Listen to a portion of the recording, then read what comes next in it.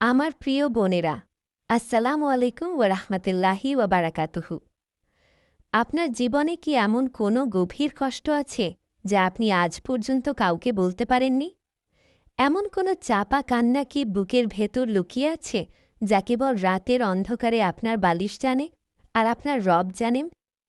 এমন কোনো দোয়া কি আছে বোন, যা আপনি মাসের পর মাস, বছরের পর বছর জায়নামাজে বসে করে যাচ্ছেন, কিন্তু আপনার মনে হচ্ছে দোয়াটা বোধহয় কবুল হচ্ছে না?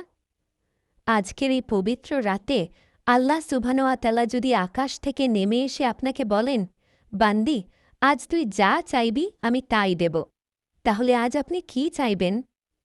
আমার কলিজার টুকরা বোনেরা, আজ রমজান ২০২৬-এর শেষ দশকের একটি বিজোড় রাত, লাইলাতুল কদর বা শবে কদরের রাত, যে রাত হাজার মাসের চেয়েও উত্তম।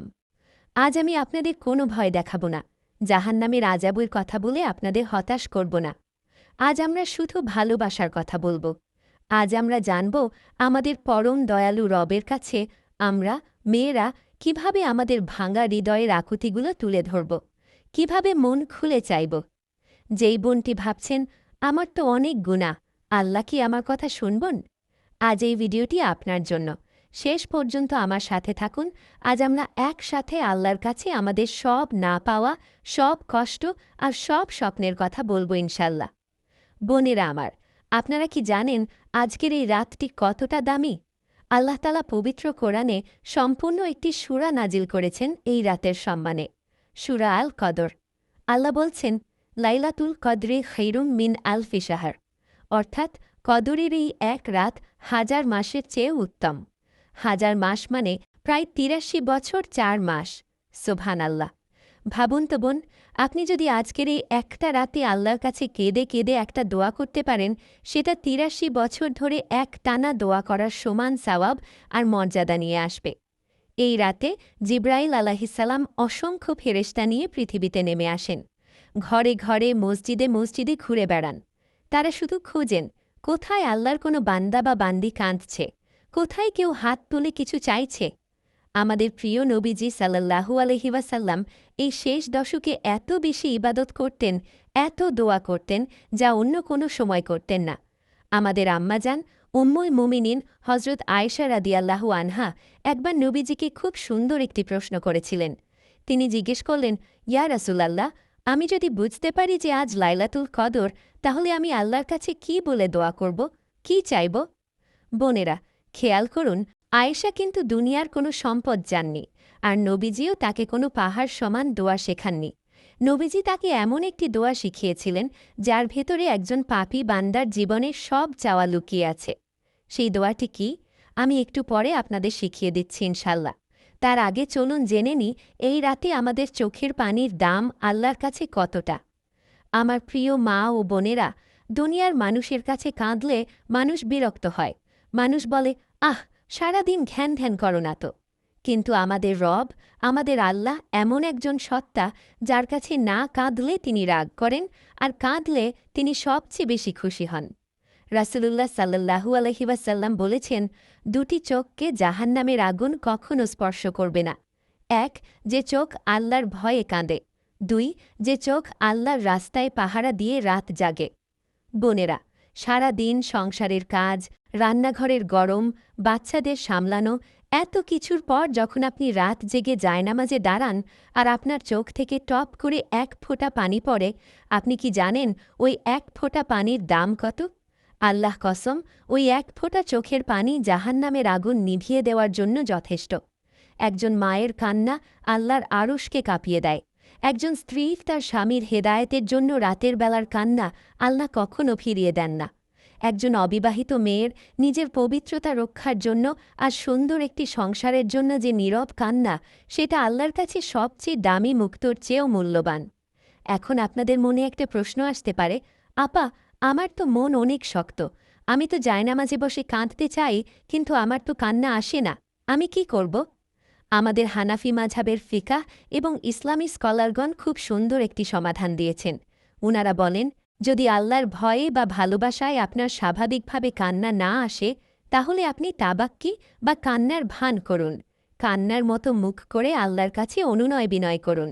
হানাফি ফিকাহ অনুযায়ী আল্লাহর সামনে নিজেকে ছোট করে কান্নার সুর করে দোয়া করা সম্পূর্ণ জায়েজ এবং এটি অন্তরকে নরম করার একটি অন্যতম উপায়। আপনি আল্লাহর কাছে বলুন, ইয়া আল্লাহ, আমার অন্তর তো পাথরের মতো শক্ত হয়ে গেছে, আমি তো কাঁদতে পারছি না। তুমি আমার এই শক্ত অন্তরকে নরম করে দাও, আমাকে একটু কাঁদার তৌফিক দাও মাবুদ। দেখবেন আল্লাহ ঠিকই আপনার চোখে পানি এনে দেবেন। বোনেরা, এবার আসুন আমরা জেনে নিই আজকের এই কদরের রাতে আমরা হাত তুলে আল্লাহর কাছে কি চাইব। আমরা অনেক সময় হাত তুলি ঠিকই, কিন্তু কি চাইব সেটা গুছিয়ে বলতে পারি না। আজ আমি আপনাদের গুছিয়ে দিচ্ছি। আপনারা চাইলে কথাগুলো ডায়েরিতে লিখে নিতে পারেন। সবার আগে নিজের জন্য চাইবেন। বলবেন, হে আল্লাহ, আমাকে ঈমানের সাথে মৃত্যু নসিব করো। আমার শেষ বাক্য যেন হয় লা ইলাহা ইল্লাল্লাহ। ইয়া আল্লাহ, আমার জীবনের ছোট বড় জানা অজানা সব গুনাহ তুমি মাফ করে দাও। আমাকে বিনা হিসাবে জান্নাতুল ফিরদাউস দান করো। বোন, দুনিয়ার জন্য চাইবেন, হে আল্লাহ, আমার অন্তরে শান্তি দাও। সংসারের সব কাজের মাঝেও যেন আমার মন তোমার সাথে যুক্ত থাকে। আমাকে সুস্বাস্থ্য দাও, যাতে আমি তোমার ইবাদত করতে পারি এবং আমার পরিবারকে সুস্থ শরীরে সময় দিতে পারি। এরপর আপনার প্রিয়জনদের জন্য দোয়া করুন। একজন মায়ের দোয়া সন্তানের জন্য মেঘ ভাঙা বৃষ্টির মতো। বলুন, ইয়া আল্লাহ, আমার সন্তানকে তুমি নেককার বানাও, চোখ শীতলকারী বানাও। ওদের তুমি দুনিয়ার সব খারাপ কাজ, ফিতনা আর নজর লাগা থেকে বাঁচিয়ে রাখো। স্বামীর জন্য দোয়া করুন। আল্লাহ, আমার স্বামীকে তুমি হালাল রিজিক দাও, ওনার রোজগারে বরকত দাও এবং আমাদের মাঝে ভালোবাসা আর রহমত ঠেলে দাও। আর সেই বৃদ্ধ মা বাবার জন্য কাঁদুন, যারা হয়তো আজ দুনিয়াতে নেই অথবা বার্ধক্যে উপনীত হয়েছেন। রব্বির হামহুমা কামা রব্বায়ানি সাগীরা, অর্থাৎ, হে আমার পিতামাতার প্রতি আপনি সেভাবে দয়া করুন যেভাবে তারা শৈশবে আমাকে দয়ামায়া দিয়ে লালন পালন করেছেন। আমার যে বোনেরা আজ ঋণের ভারে জর্জরিত, ঘুমাতে পারেন না, তারা আজ কাঁদুন। বলুন, আল্লাহ, তুমি আসমান থেকে আমার ঋণ পরিশোধের গায়েবী ব্যবস্থা করে দাও। আমার যে বোনেদের বিয়ে হয়েছে অনেক বছর, কিন্তু কোল আলো করে কোনো সন্তান আসেনি। মানুষ আপনাকে বাঁঝা বলে, আত্মীয়স্বজন খুঁতা দেয়। বোন, আমি জানি আপনার কষ্ট, আপনার বুক ফাটা কান্না কেউ শোনে না। আজ রাতে জায়নামাজে বসে আল্লাহর কাছে বলুন, হে আমার রব, তুমি বন্ধা জাকারিয়া আলাহিসাল্লামকেও সন্তান দিয়েছিলে, আমি তো তোমারই বান্দি। আল্লাহ, আমার খালি কোলটা তুমি ভরে দাও। যে বোনেরা অসুস্থ প্রিয়জনকে নিয়ে হাসপাতালে বা ঘরে রাত জাগছেন, আল্লাহর কাছে শাফি নামের উসিলা দিয়ে শেফা চান। আর আমার যে অবিবাহিত বোনেরা উপযুক্ত জীবনসাথীর অপেক্ষায় আছেন, হয়তো বারবার বিয়ের কথা ভেঙে যাচ্ছে, মন ভেঙে চুরমার হয়ে গেছে, বোন, হতাশ হবেন না। আজ রাতে বলুন, ইয়া আল্লাহ, আমার জন্য এমন একজন নেককার জীবনসাথী মিলিয়ে দাও যে আমাকে দুনিয়াতেও ভালোবাসবে আর জান্নাতেও আমার হাত ধরে হাঁটবে। আমার বোনেরা, আমরা তো স্বার্থপর নই। আজ যখন আমরা আমাদের ঘরে নিরাপদে বসে আছি, তখন ফিলিস্তিনে, গাজায়, সিরিয়ায় আমাদের কত বোন তাদের সন্তানের কাফনের কাপড় পরাচ্ছেন। আমাদের উম্মার মাজলুম ভাইবোনদের কথা আজ রাতে ভুলবেন না। তাদের মুক্তির জন্য, ইসলামের বিজয়ের জন্য আল্লাহর কাছে 2 হাত তুলে চোখের পানি ফেলুন। এবার আমি আপনাদের সেই বিশেষ দোয়াগুলো শিখিয়ে দিচ্ছি, যা অবশ্যই পড়বেন। 1. লাইলাতুল কদরের মূল দোয়া। আয়েশা রাদিয়াল্লাহু আনহাকে শেখানো সেই দোয়াটি হল, লা ইলাহা ইল্লা আনতা সুবহানাকা ইন্নী কুনতু মিনাজ জালিমিন। অর্থ, হে আল্লাহ, নিশ্চয়ই আপনি ক্ষমাশীল, আপনি ক্ষমা করতে ভালোবাসেন, কাজেই আমাকে ক্ষমা করে দিন। 2. দুনিয়া ও আখিরাতের কল্যাণের সর্বশ্রেষ্ঠ দোয়া। রব্বানা আতিনা ফিদ দুনিয়া হাসানাতাও ওয়াফিল আখিরাতি হাসানাতাও ওয়াকিনা আযাবান্নার। অর্থ, হে আমাদের রব, আমাদেরকে দুনিয়াতে কল্যাণ দিন এবং আখিরাতেও কল্যাণ দিন এবং আমাদেরকে আগুনের আযাব থেকে রক্ষা করুন। 3. নেক সন্তানের জন্য কোরআনী দোয়া। রব্বি হাবলি মিনাস সালিহিন। অর্থ, হে আমার রব, আমাকে এক সৎ কর্মশীল সন্তান দান করুন। আমার বোনেরা, দোয়া তো করবেন, কিন্তু দোয়ার তো কিছু আদব বা নিয়ম আছে, তাই না? আমাদের হানাফি মাঝাবের আলোকে দোয়ার সবচেয়ে সুন্দর নিয়মটি আমি আপনাদের বলে দিচ্ছি। প্রথমে সুন্দর করে উজু করে নিন। এরপর কিবলামুখী হয়ে জায়নামাজে বসুন। 2 হাত বুক বরাবর বা তার চেয়ে একটু উঁচুতে তুলুন।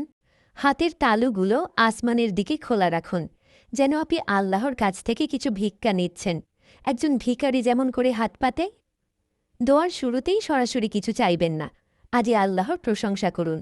বলুন, আলহামদুলিল্লাহ, হে আল্লাহ, তুমি রহমান, তুমি রহিম। এরপর আমাদের প্রিয় নবী মোহাম্মদ সাল্লাল্লাহু আলাইহি ওয়াসাল্লামের উপর দরুদ পড়ুন। আল্লাহুম্মা সাল্লি আলা মুহাম্মাদ। যে কোনো ছোট দরুদ পড়তে পারেন।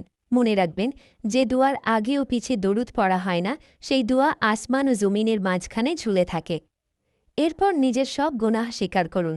বলুন, আল্লাহ, আমি অপরাধী, আমি পাপিষ্ঠ, তুমি আমাকে মাফ করো। তারপর আপনার যা যা চাওয়ার সব মন খুলে চান। শেষে আবার দরুদ পড়ে আমিন বলে দোয়া শেষ করুন এবং হাত মুখে মুছে নিন। এখন অনেকেই আমাকে প্রশ্ন করেন, আপা, আমি তো আরবি জানি না, আমি কি বাংলায় দোয়া করতে পারব?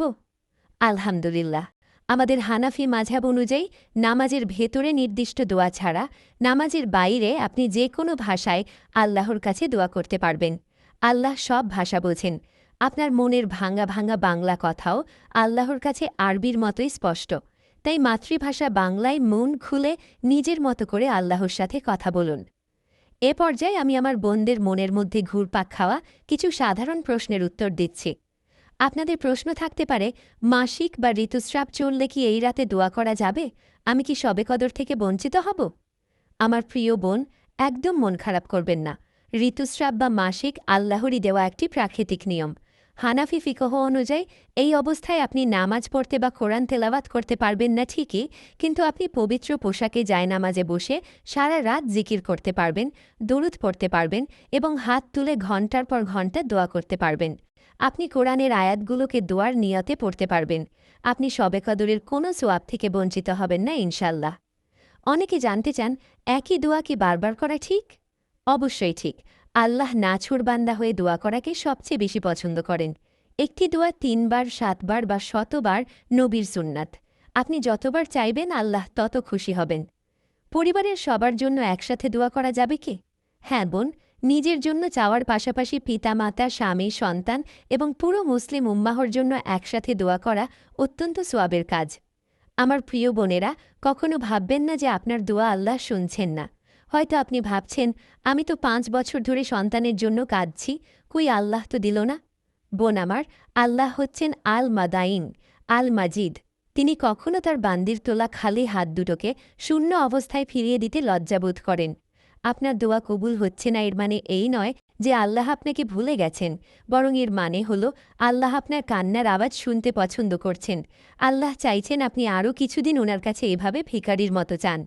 হয়তো যে জিনিসটা আপনি আজ চাইছেন সেটা আজ পেলে আপনার ক্ষতি হতো, আল্লাহ সেটা সঠিক সময়ের জন্য জমিয়ে রেখেছেন। অথবা দুনিয়াতে না দিয়ে এই দোয়ার বদলে আখিরাতে আপনার জন্য এমন জান্নাতের প্রাসাদ বানিয়ে রেখেছেন যা দেখলে আপনি কিয়ামতের দিন অবাক হয়ে বলবেন, হায়, দুনিয়াতে যদি আমার কোনো দোয়াই কবুল না হতো তাহলে আজ আমি কতই না খুশি হতাম। তাই নিরাশ হবেন না। একজন মায়ের দোয়া, একজন মাজলুমের দোয়া আল্লাহ কখনো ফিরিয়ে দেন না। আজ রাতে শুধু ২ হাত তুলুন, বাকিকে আপনার রব, আপনার আল্লাহ করবেন। বোন, আমার কথাগুলো কি আপনার হৃদয় পর্যন্ত পৌঁছেছে? যদি পৌঁছে থাকে তাহলে আজ রাতে একটু একা বসুন, ঘরের দরজাটা আটকে দিন, জায়নামাজটা বিছিয়ে দিন। সব কাজ, সংসারের সব চিন্তা আজ রাতের জন্য মাথা থেকে ঝেড়ে ফেলুন। ২ হাত বুকের কাছে তুলুন। চোখের পানিগুলো আর আটকে রাখবেন না বোন, ছেড়ে দিন। অঝরে কাঁদতে দিন নিজেকে। আল্লাহকে বলুন, হে আল্লাহ, তুমিই তো জানো আমার বুকের ভেতর কত কষ্ট, তুমিই তো জানো আমার সংসার জীবনের এই নীরব কান্নাগুলোর কথা। ইয়া আল্লাহ, আমার কেউ নেই, তুমি ছাড়া আমার কেউ নেই মাবুদ। আমার স্বামী হয়তো আমাকে বোঝে না, আমার পরিবার হয়তো আমার কষ্ট দেখে না, কিন্তু তুমি তো সব দেখো ইয়া রহমান। হে আল্লাহ, আমি একজন গুনাহগার বান্দি হয়ে তোমার দরবারে হাত পেতেছি। এই কদরের পবিত্র রাতে তুমি আমাকে খালি হাতে ফিরিয়ে দিও না। আমার সমস্ত গুনাহ তুমি মাফ করে দাও। আমার ভাঙা অন্তরটাকে তুমি জোড়া লাগিয়ে দাও। আমাকে তুমি তোমার প্রিয় বান্দিদের কাতারে কবুল করে নাও। আসুন বোনেরা, আমরা সবাই মিলে আজ রাতে এই দোয়াটি বারবার পড়ি। আল্লাহুম্মা ইন্নাকা আফুন তুহিব্বুল আফুয়া ফাফু আন্নি। হে আল্লাহ, তুমি ক্ষমাশীল, তুমি ক্ষমা করতে ভালোবাসো, আমাকে তুমি ক্ষমা করে দাও। আমার প্রিয় বোনেরা, আজকের এই আলোচনা যদি আপনাদের বিন্দুমাত্র উপকারে আসে তাহলে আমাকে আপনাদের দোয়ায় একটু শামিল রাখবেন। আজ রাতে কে কে আল্লাহর কাছে মন খুলে কাঁদবেন এবং নিজের জীবনের মোড় ঘুরিয়ে দেওয়ার জন্য দোয়া করবেন, আমাকে কমেন্ট করে জানাবেন। লিখবেন, আমি আজ রাতে আল্লাহর কাছে কাঁদব ইনশাআল্লাহ।